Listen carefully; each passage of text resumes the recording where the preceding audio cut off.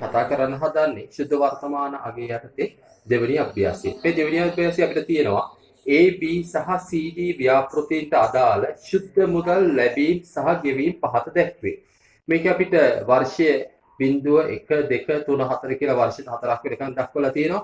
ව්‍යාපෘති දෙකක් තියෙනවා. A B ව්‍යාපෘතිය අනිත් එක C D ව්‍යාපෘතිය කියලා. දැන් මේක බැලු බැලමට පේනවා 0 වන වර්ෂයේදී ඒ කියන්නේ මේ අවස්ථාවේදී අපි AB ව්‍යාපෘතිය රාජනය කරන්න බලාපොරොත්තු වෙන රුපියල් ලක්ෂයයි CD ව්‍යාපෘතියට රුපියල් ලක්ෂයයි. එතකොට AB ව්‍යාපෘතිය අපිට පේනවා පළවෙනි වර්ෂයේදී රුපියල් 50000කුත් දෙවෙනි වර්ෂයේ 50000යි තුන්වෙනි වර්ෂයේ 20000යි හතරවෙනි වර්ෂයේ රුපියල් 10000යි. ඒ කියන්නේ මෙන්න මේ පළවෙනි වසර 4 ඇතුළත අපිට එන මුදල් ප්‍රවාහයන් තමයි මේ පේන්නේ. මේ තමයි අපේ සල්ලි ගිය ප්‍රමාණය. අපි ඉන්වෙස්ට් කරලා තියෙන ලක්ෂයයි මේ තමයි අපිට සල්ලි ආපේවා. අපි කිව්වා සල්ලි අපෙන් යද්දි මුදල් අපෙන් යද්දි අපි ඒක කෑෂ් අවුට්ෆ්ලෝ එකක් කියලා කිව්වා. අපිට මුදල් දෙද්දි අපි කිව්වා කෑෂ් ඉන්ෆ්ලෝස් කියලා. ඊට පස්සේ CD ව්‍යාපෘතිය ගත්තොත් මේකෙත් ආයෝජිත වටිනාකම යෝජිත ප්‍රමාණය රුපියල් ලක්ෂයයි. ඊට පස්සේ 10000ක් අපිට පළවෙනි වසරේ තියෙනවා. දෙවෙනි වසරේදී 20000ක් එනවා. තුන්වෙනි වසරේදී 50000ක් එනවා. හතරවෙනි වසරේදී 60000ක් එනවා. මේ තමයි අපිට මුදල් ආපු ප්‍රමාණය. මේ තමයි අපේ මුදල් ගිය ප්‍රමාණය රුපියල් ලක්ෂය කියන එක. එහෙනම් අපි ගාන ඉතුරු කොටසට යමු. 110 යටතේ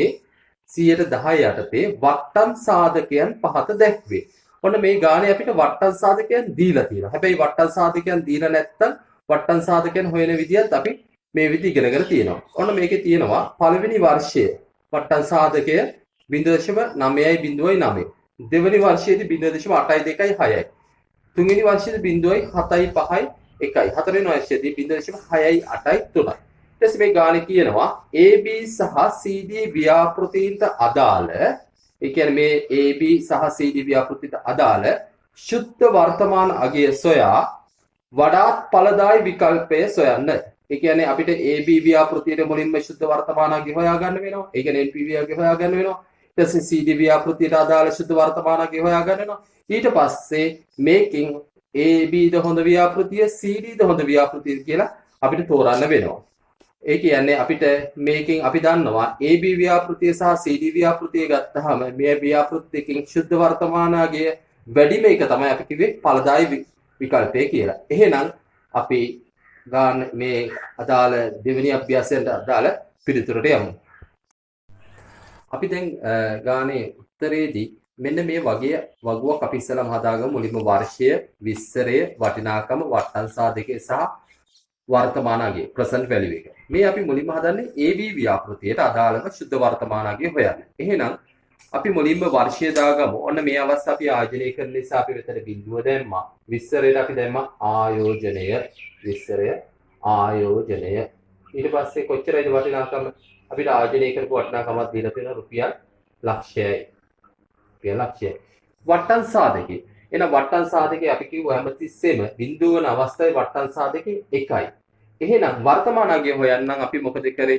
මේ වටිනාකම කියන එක වට්ටම් සාධකයෙන් වැඩි කරා. මෙතන තියෙන ඍණ ලක්ෂයක්. එහෙනම් ඍණ ලක්ෂයකින් වැඩි කරාම කීයද? ඍණ ලක්ෂයයි. ඊට පස්සේ අපි එනවා පළවෙනි වර්ෂයට. පළවෙනි වර්ෂයේ අපිට මුදල් එනවා රුපියල් 50000ක්. එහෙනම් මම මෙතන වර්ෂය කියන එක දැම්මා. ඔන්න මම මෙතන විස්තරයට මුදල් ගලා මුදල් ගලායෙන් කොච්චරයිද? රුපියල් 50000යි. ඊට පස්සේ මේකේ වට්ටම් සාධකයේ කීයද එහෙනම්? වට්ටම් සාධකය අපිට වගුවේ දීලා තියෙනවා 0.9යි කියලා. එහෙනම් අපි කොහොමද වර්තමාන අගය හොයන්න ඉගෙන ගත්තේ? 50000 වැඩි කරා 0.9යි 0.9යි. එහෙනම් කීයද අපිට මේක වැඩි කරාට පස්සේ එන්නේ 45450යි. 45450. ඊට පස්සේ අපි එමු දෙවෙනි වර්ෂයට. දෙවෙනි වර්ෂයේ ඔන්න මුදල් ගලා එනවා. මුදල් ගලා ඉල කීයක් තියෙන්නේ? 50000ක් දීලා තියෙනවා. එතකොට ඒකේ වට්ටම් සාධකය ගත්තා. වට්ටම් සාධකයේ තියෙනවා 0.826යි. කොහොමද අපි වර්තමාන අගය හෙව්වේ? 50000 වැඩි කරා 0.826යි. අපි මේක වැඩි කරාම අපිට එනවා 41300යි. ඊට පස්සේ අපි දැන් වර්ෂ දෙකක් කරලා දැන් අපි යන්න හදන තුන්වෙනි වර්ෂයට. තුන්වෙනි වර්ෂයේ මුදල් ගලායෙන් කීයද අපිට තියෙන්නේ? ප්‍රශ්නේ රුපියල් 20000යි. ඊට පස්සේ කීයද අපිට මේකට අදාළ වට්ටම් සාධකේ 0.751යි. දැන් වර්තමාන අගය හොයන්න තියෙන්නේ. 20000 වැඩි කරා 0.751. 15020යි. ඊට පස්සේ අපිට අවසාන වර්ෂයට යන්න තියෙන අවසාන වර්ෂය අපිට කියනවා 4 වෙනි වර්ෂයේ මුදල් එනවලු. මුදල් එන්නේ කොච්චරද? ඒ රුපියල් 10000ක් අපිට එන්නේ. එහෙනම් මේකට අදාළ වට්ටම් සාධකය කීයද? 0.683යි. එහෙනම් මේකට අදාළ වර්තමාන අගය කීයද? 6830යි. දැන් අපිට ආවා 6830. දැන් මේ 6830 ආවට පස්සේ අපිට හොයන්න තියෙනවා මේකේ ශුද්ධ වර්තමාන අගය. දැන් අපි වර්තමාන අගයන් ටික හෙව්වා. වර්තමාන අගයන් හොයලා ශුද්ධ වර්තමාන අගයන් හොයන්න ගියාම අපිට කරන්න තියෙන්නේ මෙතන තියෙනවා ඍණ ලක්ෂයක්, මේ ඔක්කොම අගයන් ධන ලක්ෂයක්. ධනාගයන්. එහෙනම් අපි මොකද කරන්නේ? මේ ඍණාගයන් සහ ධනාගයන් ඔක්කොම පහළට එකතු කරනවා. මේ පහළට එකතු කරාම පස්සේ මේ වර්තමානාගයන් ඍණාගයන් සහ ධනාගයන් එකතු කරලා පහළට මේ ගන්න අගයට අපි මොකක් කියලාද කිව්වේ? මේකට තමයි අපි කියන්නේ ශුද්ධ වර්තමාන අගය. ඒ කියන්නේ NPV කියලා කිව්වේ මෙන්න මේකට. එතකොට මේකේ අපිට ශුද්ධ වර්තමාන අගය කීයක් දෙන්නේ? ලක්ෂයයි ඍණ ලක්ෂයයි 45450යි 41300යි 15020යි 6830යි. එහෙනම් මේ ටික ඔක්කොම පහළට එකතු කරාම අපිට එනවා 8600ක්. 8600ක් එනවා පහළට. මේක අපිට ආවේ මේ 8600 අපිට ආවේ ධනාගයක්. එහෙනම් ශුද්ධ වර්තමාන අගය ධනාගය කියන්නේ අපිට මේක ආයෝජනය කරන්න සුදුසුයි. හැබැයි අපිට තාම අපි මේ හොයාගත්තේ AB ව්‍යාපෘතිය විතරයි. අපිට ඊළඟට හදන්න තියෙනවා මේකේ CD ව්‍යාපෘතියේ ශුද්ධ වර්තමාන අගය කොච්චරයිද කියලා. අපි ඒ ගානත් ඒ කොටසත් හදලා අපි බලමු කොයි එකද වඩාත් හොඳ විකල්පය කියලා. ඔන්න දැන් අපි CD ව්‍යාපෘතියට යන්නේ. මේකේ වර්ෂය බිඳුවයි. ඔන්න විස්තරයට අපි ලියනවා ආයෝජනය කියලා. ආයෝජනය වටිනාකම අපි ලියනවා කීයද? රුපියල් ලක්ෂයයි. ඒක ඍණ ලක්ෂයක් වෙන්න ඕන. ඔද ආයෝජනය කරපු මුදල. ඊටසේ වර්තමාන සාධක අපි දන්නවා බිඳුව වෙන වර්ෂයේදී වට්ටම් සාධකේ 1යි.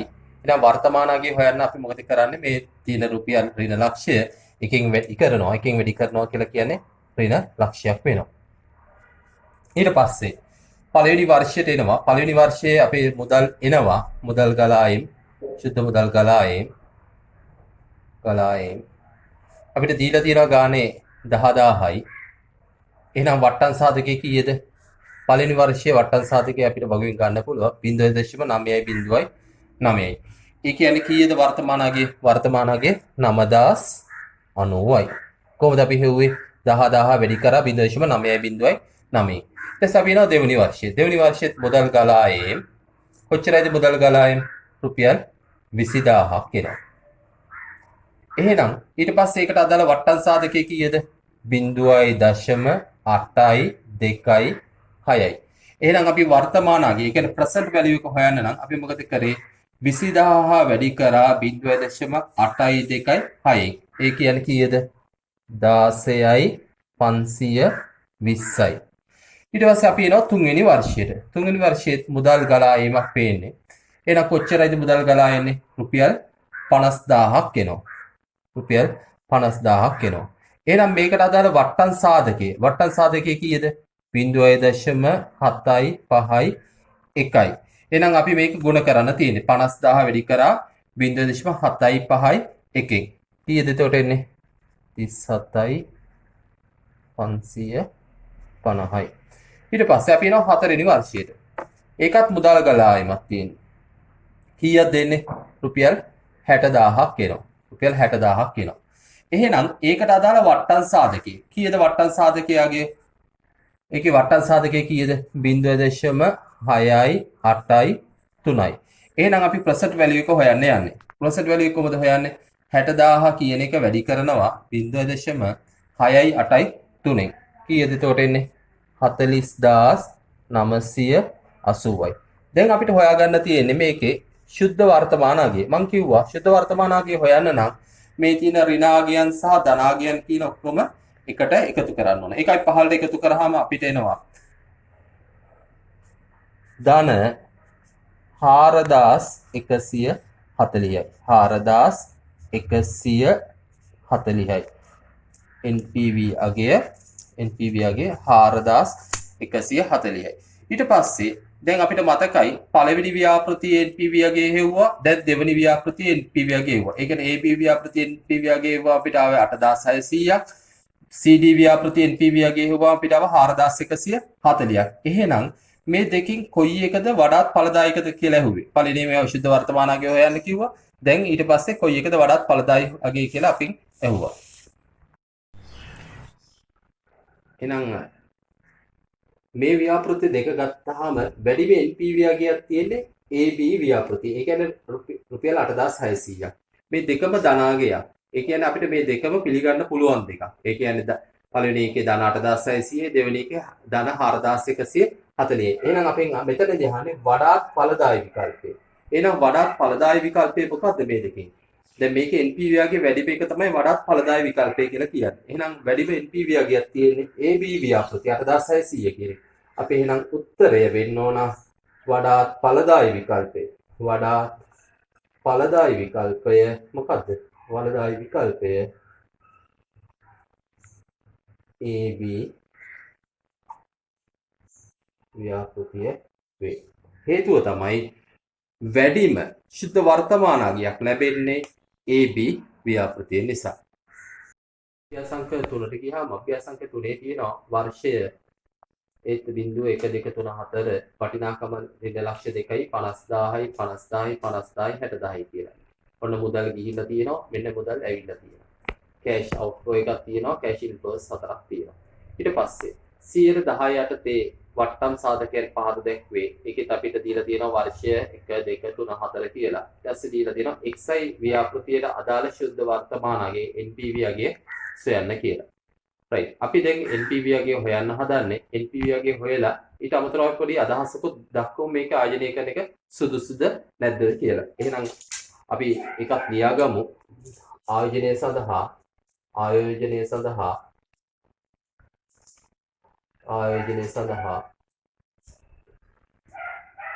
එහි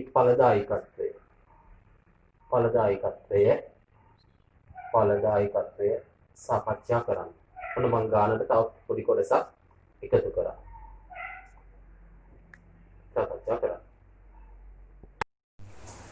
right. දැන් අපි XYZ ව්‍යාපෘතියේ ඔන්න අපි ලියමු මුලින්ම වර්ෂය බිඳුව විස්තරය මම දිනනවා ආයෝජනය වටිනාකම ලක්ෂ 2යි. ඒ කියන්නේ අපි ආයෝජනය කරලා තියෙන රුපියල් ලක්ෂ 2යි. ඊට පස්සේ ඒකට අදාළ වට්ටම් සාධකය කීයද? වට්ටම් සාධකය එකයි. මම කිව්වා බිඳුව වන හැම අවස්ථාවෙදී වට්ටම් සාධකයගේ එකක් එනවා. එහෙනම් අපි වර්තමානයේ හොයන්න නම් මේ ඍණ ලක්ෂ 2 එකෙන් වැඩි කරනවා. එතකොට අපිට එනවා ඍණ ලක්ෂ 2යි. ඊට පස්සේ තව වර්ෂ 4ක් තියෙනවා. ඒකේ මුදල් ඇවිල්ලා තියෙනවා. පළවෙනි වර්ෂයේ මුදල් ගලායෙන් කීයද? පළවෙනි වර්ෂයේ 50000යි. ඔන්න වට්ටම් සාධකයේ ලියුම 0.9යි 0.9. දැන් මොකද කරන්න තියෙන්නේ? 50000 වැඩි කරගන්න තියෙනවා 0.9යි 0.9.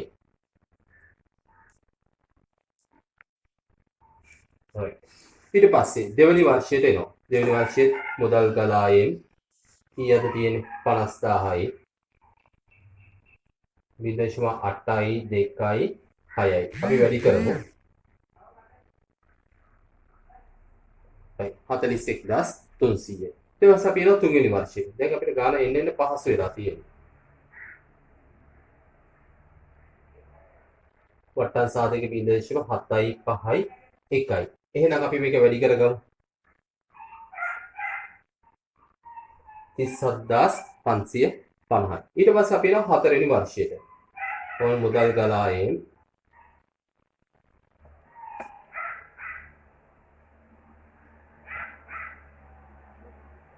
ඔන්න දැන් අපිට ආයේ ප්‍රසන්ට් වැලියු එක හොයන්න තියෙනවා. ඒ කියන්නේ 60000 වැඩි කරන්න තියෙනවා 0.6යි 8යි 3යි.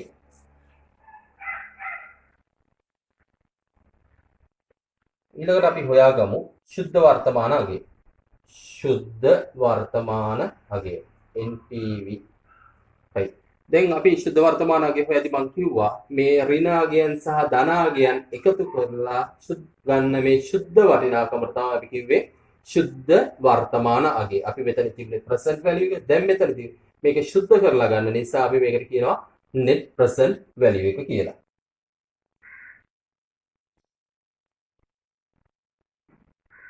තිස් 4,720ක ඍණාගයක් ආවේ. දැන් ඍණාගයක් 34,700ක ඍණාගයක් එනවා කියන එකේ අදහස මේ අපි ලක්ෂ දෙකක් අපි ආයෝජනය කරාම අපිට මුදල් හම්බෙලා තියෙන්නේ 1,65,280ක්. ඒ කියන්නේ අපිට කොච්චරක පාඩුවක් තියෙනවද 34,720ක ශුද්ධ වර්තමානාගය ඍණාගයක් තියෙන. එහෙනම් මේකේ ආයෝජනය කරන එක හොඳයිද? අපි ගානේ ලියාගත්ත ඵලදායකත්වයේ සාකච්ඡා කරන්න කියලා. එහෙනම් XYZ ව්‍යාපෘතියේ ඍණාගයක් ගන්න. XYZ ව්‍යාපෘතියේ net present value ශුද්ධ වර්තමානාගය ඍණාගයක් ගන්නා බැවින් ආයෝජනය නුසුදුසුය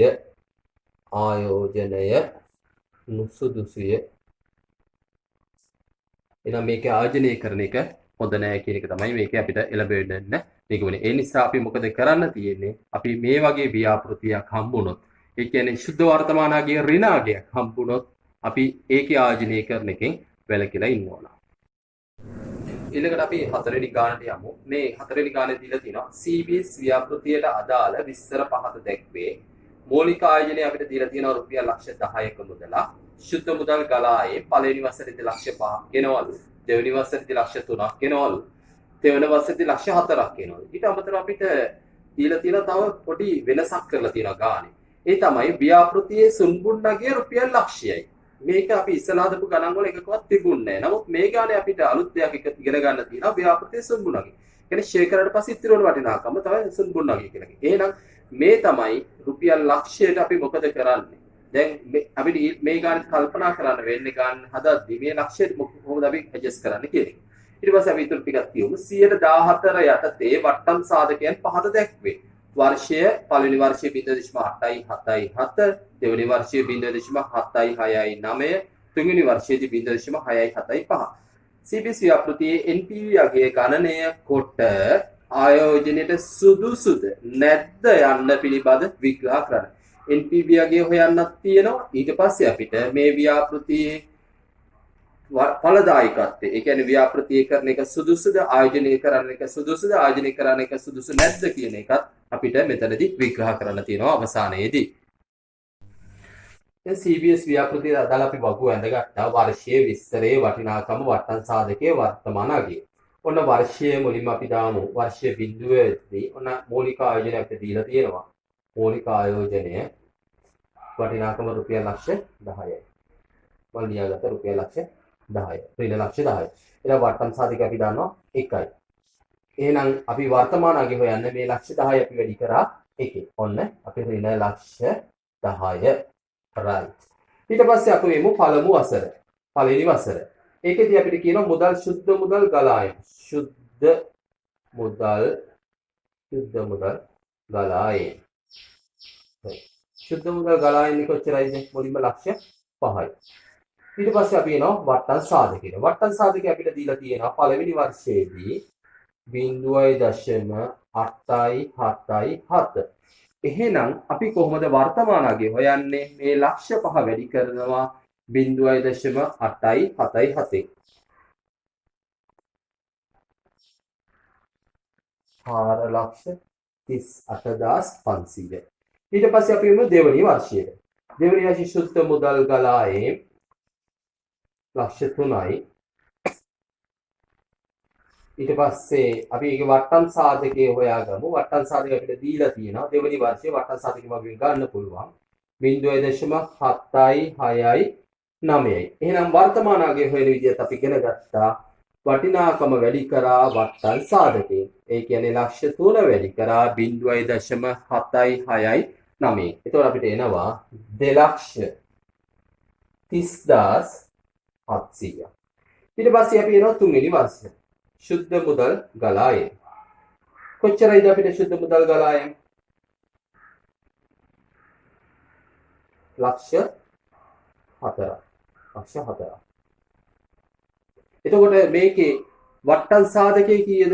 0.675. එහෙනම් අපිට මොකද කරන්න තියෙන්නේ? මේ ලක්ෂ 4 0.675න් වැඩි කරන්න තියෙන්නේ. right. ඊට පස්සේ අපිට ඊළඟ එක තමයි අපිට මේකේ සුන්බුන්නගේ ගලපන්න තියෙන්නේ. ඒ කියන්නේ අපිට දැන් සුන්බුන්නගේ ගලපන්න ගියාම අපිට මතක තියාගන්න තියෙන්නේ මේක හැමතිස්සෙම සුන්බුන්නගේ ගලපන්න තියෙන්නේ මේ ආයතනයේ ඒ අවසාන වර්ෂය. අවසාන වර්ෂය දැන් මේක කීයද? ඒ කියන්නේ අවසාන වර්ෂය 3. එතකොට සුන්බුන්නගේ මම විස්තරයට මෙතන දිනනවා සුන්බුන්නගේ. මම වෙනත් පැනකින් ලියන්නේ ඒකයි සුන්බුන්නගේ. එහෙනම් සුන්බුන්නගේ කීයද? සුන්බුන්නගේ අපිට දීලා තියෙනවා ලක්ෂයක්. ලක්ෂයක්. මේක අපිට එනවද යනවද? මේක අපිට සල්ලි එන එකක්, කැෂ් ඉන්ෆ්ලෝ එකක්. ඒ නිසා මේක අපි ධනාගයක් විදිහට ලියනවා. එහෙනම් වට්ටල් සාධකය තුන්වෙනි වර්ෂයේදී වට්ටල් සාධකය කීයද? ඉස්සෙල්ලා එකමයි 0.675. එහෙනම් අපි මේ දෙක ගුණ කරගත්තාම අපිට එනවා 67500. එහෙනම් දැන් අපිට පුළුවන් සුද්ධ වර්තමානාගය හොයන්න. අපි එහෙනම් මේ සුද්ධ වර්තමානාගය හොයන්නම් මේ ඍණාගයන් සහ ධනාගයන් ටික ඔක්කොම පහළට එකතු කරගන්න. එකතු කරගත්තාට පස්සේ අපිට එනවා NPV අගේ සුද්ධ වර්තමාන අගේ NPV අගේ NPV සුද්ධ වර්තමාන අගේ NPV අගේ කොච්චරයිද එහෙනම් අපිට එන්නේ 6700යි. NPV අගේ 6700යි. එහෙනම් මේ 6700 අපිට ධනාගයක් දාවේ ඍණාගයක් දාවේ. මේ ගානේ අපිට ආවේ ධනාගයක්. එහෙනම් අපේ ගානේ ඇහුවා මේ CBS ව්‍යාපෘති ආයෝජනයේ සුදුසු නැද්ද කියලා. NPV අගේ ධනාගයක් ගන්නා බැවින් NPV අගේ ධනාගයක් ගන්නා බැවින්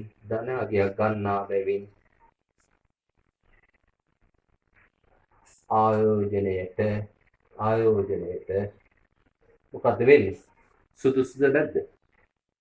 ආයෝජනයට සුදුසු වේ.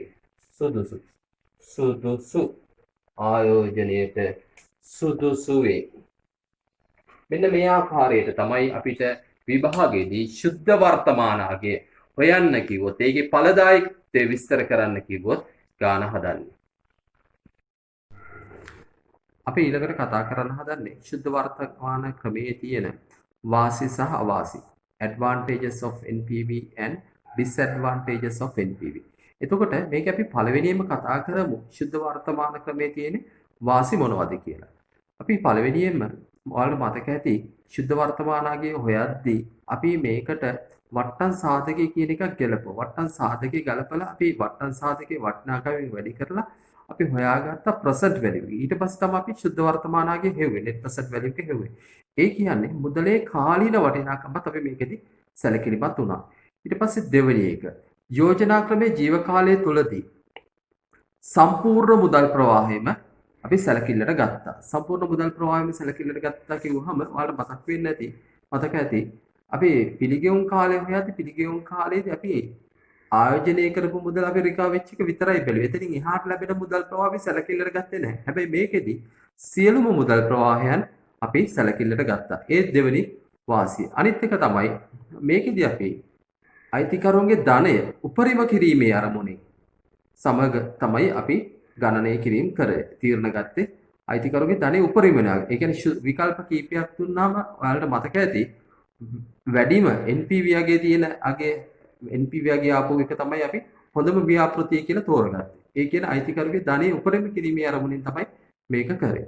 ඊට පස්සේ අවසාන වශයෙන් අපි හිතමු අපිට ව්‍යාපෘති කීපයක් දීලා තියෙනවා.